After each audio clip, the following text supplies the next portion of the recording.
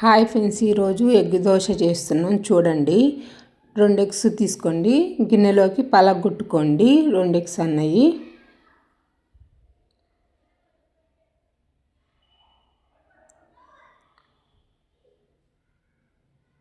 Eggs పలగొట్టేసి కొంచెం salt వేసుకోండి. దాంట్లోకి సరిపోయినంత సాల్ట్ వేసేసి మంచిగా కలపండి. ఎగ్స్ అన్నవి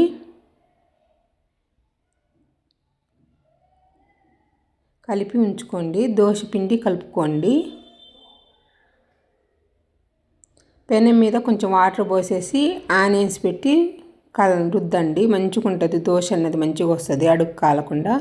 ఎల్లిపాయ కారం నూరి పెట్టుకోండి, బాగుంటుంది. దోశ మీద దోశ వేసుకోండి. పెనం మీద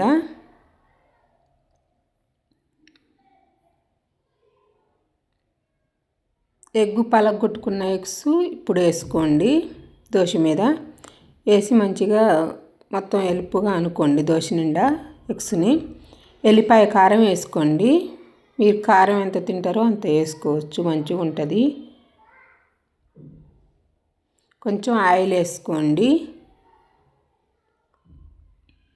కొద్దిసేపు అది రెడ్గా కానివ్వండి.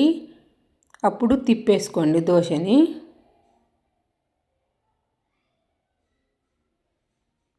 రెండు పక్కల మంచిగా కాలనియండి. ఎగ్ దోశ రెడీ అయింది. బాగుంటుందండి. వేడి వేడిది మంచిగా పిల్లలకి ఇచ్చినా బాగా తింటారు. ఒకసారి ట్రై చేయండి.